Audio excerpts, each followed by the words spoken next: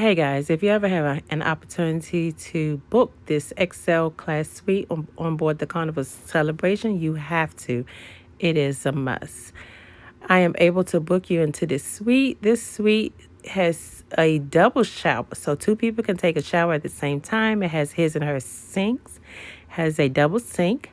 It also has a big king size bed, or you can have two double beds.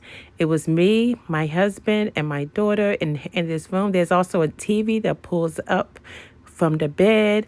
My daughter had her own TV. They give you fresh fruits, champagne in the room, and two free bottles of water.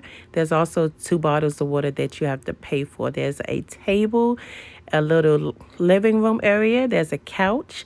There's a Pullman bed from the ceiling. It pulls out if you have a fourth person in the bed.